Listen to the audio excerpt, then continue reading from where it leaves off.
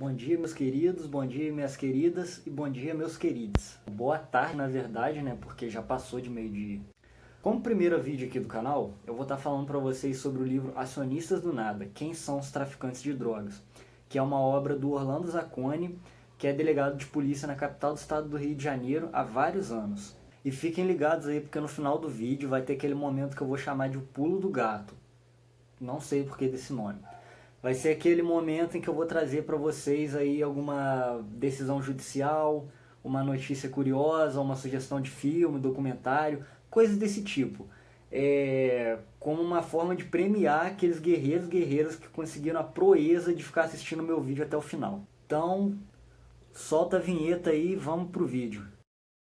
De acordo com dados do FMI, o crime organizado movimenta por volta de 750 bilhões de dólares por ano, dos quais 500 bilhões são gerados pelo narcotráfico. Pouca coisa, né? No comando dessas grandes organizações criminosas, surge aí a figura do narcotraficante, né? Aquele estereótipo do cara autoritário, violento, armado e que enriqueceu através do comércio dessas substâncias proibidas. A partir daí, então, toda a política de repressão ao comércio de drogas, ou seja, dessas substâncias ilícitas, ela é voltada a combater esse inimigo mortal que é o traficante, que já no final dos anos 90 representavam 60% da população carcerária do estado do Rio de Janeiro. Como delegado de polícia atuando há mais de 6 anos na capital do Rio de Janeiro, o Zacconi percebeu que a realidade com a qual ele se deparou, na verdade, era totalmente diferente daquela que a sociedade descrevia e que a gente via em jornais sensacionalistas como Balanço Geral, por exemplo. Cara, esse é o pior jornal que eu já vi na minha vida, mas eu também não podia esperar menos de uma emissora que fez uma novela chamada Os Mutantes. Foi constatado por ele o seguinte, que a maioria daquelas pessoas que eram autuadas e presas pelo crime descrito como tráfico de drogas, na verdade eram homens e mulheres com baixo grau de escolaridade, pobres, e que na maioria das vezes eram presos com pouca quantidade de drogas, sem nenhuma arma, e o pior,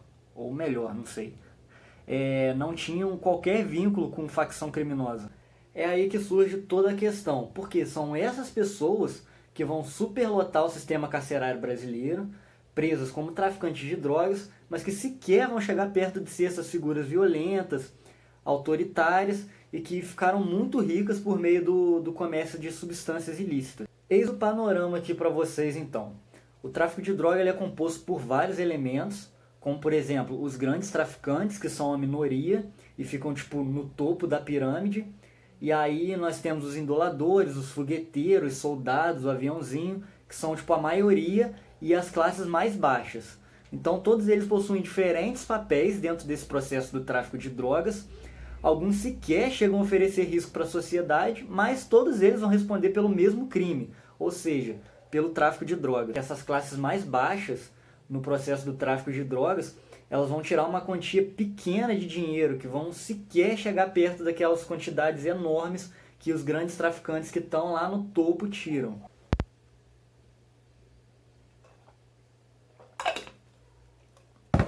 Pausa aqui para tomar minha cloroquininha.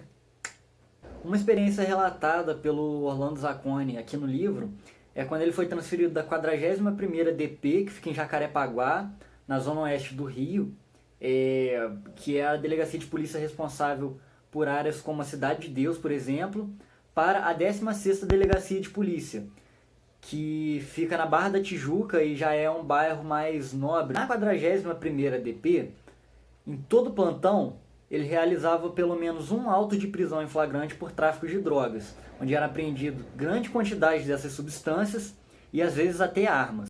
Enquanto que, atuando por um ano na 16ª DP, no bairro mais nobre do Rio, ele só realizou um auto de prisão em flagrante por tráfico de drogas, num caso muito peculiar, que foi uma velhinha presa em Vargem Grande por estar vendendo maconha. É a partir disso, então, que a gente vai começar a ver, entender melhor a seletividade punitiva. E para até ilustrar isso aí, o Zaffaroni é citado no livro, onde ele traz um exemplo, né, quando ele atribui o crime de falsidade ideológica, por exemplo, aos juízes, quando eles muitas vezes assinam declarações como sendo prestadas na sua presença, só que na verdade não foram. E você nunca vai ver um juiz respondendo pelo crime de falsidade ideológica. O próprio Orlando Zacconi também ele ratifica esse exemplo dado pelo Zaffaroni, né, quando ele afirma que, de fato, boa parte dos autos de prisão em flagrantes, lavrados nas delegacias e assinados por autoridades policiais, muitas das vezes não são feitos na presença dessas autoridades ou de qualquer juiz. A seletividade punitiva ela também pode ser observada por meio das estatísticas.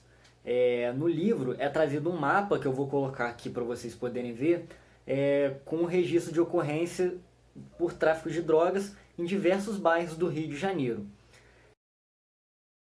E aí, nesse mapa, a gente pode ver que a quantidade de prisões por tráfico de drogas que são feitas nos bairros mais pobres, eles são infinitamente maiores do que nos bairros mais ricos. Isso quer dizer, então, que só o pobre vende e consome essas substâncias ilícitas? A partir desses números, então, a gente pode observar a opção política do Estado ao tratar da maior demonstração do exercício de poder que está à sua disposição, ou seja, o encarceramento.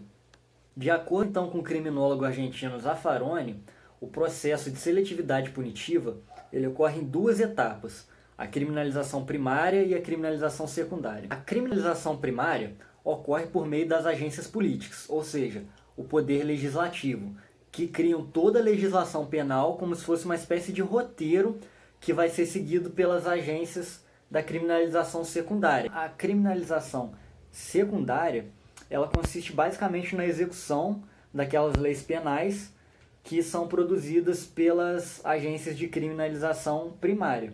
A sua atuação ela vai desde a investigação do crime até a execução da lei. E são integrantes da criminalização secundária, por exemplo, os policiais, juízes, promotores, advogados e os agentes carcerários. A dúvida que fica: qual a razão de ser da seletividade punitiva? Por que ela existe? Bom, basicamente, há uma infinidade de normas penais as quais os estados não conseguem fazer com que sejam cumpridas. Em outras palavras, há tantos crimes tipificados no ordenamento jurídico que o Estado não é capaz de processar e julgar todas aquelas pessoas que cometem esses delitos. Diante desse problema, então, tem-se somente duas opções: ou não pune ninguém, ou seleciona uma certa quantidade de pessoas que vão responder por esses crimes. Só que, como não punir ninguém, culminaria com o fim das agências de criminalização secundária, opta-se pela seletividade. Afinal de contas, se não tem crime, por que você vai ter polícia, juiz, promotor e o advogado? Diante dessa questão da seletividade punitiva, então, a gente pode observar que as estatísticas elas não mostram de fato os crimes que estão ocorrendo a todo momento, mas somente que a polícia está se empenhando em prender mais determinados tipos de pessoas. Ou seja, ocorre aqui o enfraquecimento da estatística como uma fonte precisa para a gente poder estudar e observar o fenômeno criminal. Meus amados, por que eu estou falando de estatística aqui com vocês?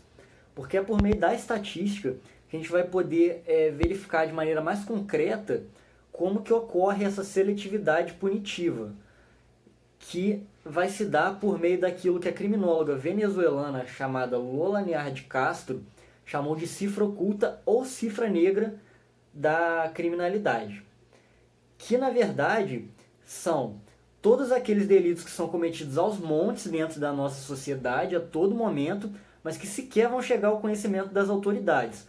Ou então delitos que, apesar de terem um inquérito aberto, eles não vão resultar no processo criminal. Agora, para você pegar melhor esse conceito aí, eu vou ter que explicar outros 3 conceitos para vocês que são trazidos também pela Lola.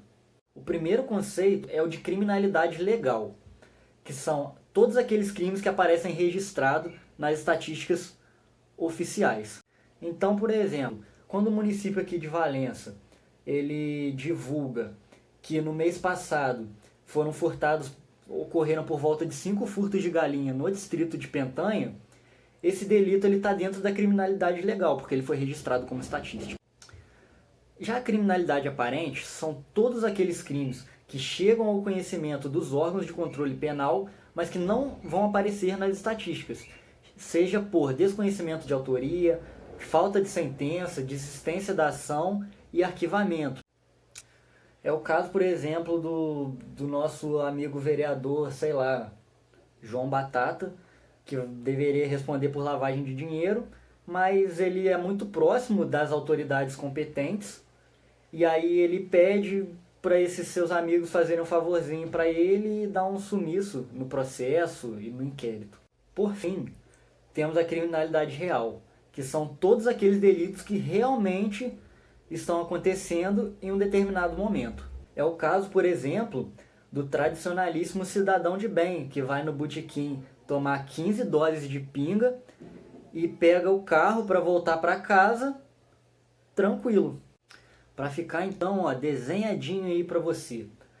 A diferença entre a criminalidade real e a criminalidade aparente é a cifra oculta ou cifra negra do crime.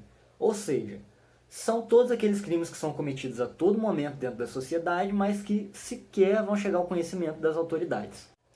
De acordo com o criminólogo brasileiro Augusto Thompson, são 4 os fatores que ajudam a explicar a ocorrência desse fenômeno da cifra oculta da criminalidade. O primeiro fator, então, é a visibilidade da infração. Enquanto que na Zona Sul e Barra da Tijuca, o comércio dessas substâncias ilícitas ocorre principalmente em grandes condomínios e áreas residenciais privadas de difícil acesso, nas periferias da cidade, o comércio ocorre basicamente em vielas ou em praças. O segundo fator é a adequação do autor do delito a um estereótipo de criminoso que é criado pela sociedade. De maneira muito errada, a nossa sociedade tem o hábito de associar a imagem do bandido ao seu status social. Isso é muito perigoso, porque afirmar que o criminoso tem como característica ser pobre, fica muito fácil para a sociedade começar a inverter as coisas e começar a afirmar que o pobre tem como característica ser criminoso, que não é verdade, né? O terceiro fator diz respeito à incapacidade do agente em beneficiar-se da corrupção ou prevaricação. Quando algum componente relevante do tráfico é preso, eles buscam pagar aquilo que se chama de arrego, para os policiais poderem liberar ele, ou de alguma forma corromper alguma autoridade para que eles fujam de responder pela pena que deveria responder. Só que, como eu disse para vocês anteriormente, a grande maioria daquelas pessoas que são presas como traficantes de drogas, ela não dispõe de grande quantidade de recursos para poder subornar autoridades e garantirem a sua liberdade. Já a prevaricação, ela diz respeito aos contatos da alta sociedade que uma pessoa possui e que pode acionar ela para tentar se livrar de algum problema. Em síntese, esses bandidos de terceira classe ou os chamados acionistas do nada, eles não gozam de nenhum prestígio perante a sociedade. Então eles não têm um amigo juiz, promotor ou algum político a quem eles possam contatar quando forem presos. Vocês lembram do exemplo do João Batata? O último fator diz respeito à vulnerabilidade à violência. Ou seja, aqui eu estou falando principalmente daquelas populações pobres das periferias que são diariamente desrespeitadas pelas autoridades policiais no seu cotidiano. E aí, para concluir essa primeira parte aqui do livro, há também a relação entre o tráfico de drogas e o capital. Em 1992, um banqueiro saudita chamado Guy Farron, ele começou a ser associado ao narcotráfico. Então, ele começou a ficar muito incomodado com isso. Então, em 1992, quando ele estava na Argentina, ele soltou do nada que todos os grandes bancos, todas as grandes instituições financeiras, inclusive o Bank of Boston e o Credit Suisse, eles lavavam sim dinheiro do tráfico de drogas. Assim, chegamos ao capítulo 2 do livro. Nesse capítulo 2 tem uma coisa muito interessante que ele fala, que é o chamado discurso jurídico penal. Basicamente, é a justificativa que o legislador dá quando ele busca criminalizar as drogas. Não só as drogas, mas quando você vai criminalizar qualquer coisa, geralmente tem uma justificativa, uma explicação. O nosso discurso jurídico penal é o seguinte, de que toda essa política de repressão às drogas tem como fundamento a proteção à saúde pública. Isso não é verdade. Primeiro, porque as pessoas não pararam de consumir essas substâncias criminalizadas. E segundo, porque as penas cominadas ao crime de tráfico de drogas não desencorajou os traficantes a pararem de traficar drogas. Pode-se dizer que essa política de guerra às drogas, ela mata muito mais do que as próprias drogas. E para mim, o que é a maior hipocrisia que tem no discurso jurídico penal, que é você proibir o consumo de certas substâncias sob a alegação de que faz mal à saúde da população, ao tempo em que você libera outras substâncias que são mais nocivas à saúde dessa mesma população, como o cigarro e o álcool, por exemplo, só para poder ilustrar aqui. E hoje vai ser um documentário muito bom, produzido pela BBC, e que vai ilustrar basicamente todo esse conteúdo que eu falei para vocês aqui hoje. Que eu não vou me prender a descrever e comentar sobre o documentário, porque o nome dele diz tudo. Haxixe no Marrocos, fortuna de traficantes, pobreza de produtores. Bom, o vídeo de hoje é isso. Se você gostou, deixa o seu curtir aí e fundamenta a sua decisão nos comentários. Se você não curtiu, deixa o seu dislike aí e me xinga nos comentários. E pode deixar aí sugestão, crítica, discordâncias com relação à opinião, que eu vou buscar responder. É isso e nos vemos no próximo vídeo.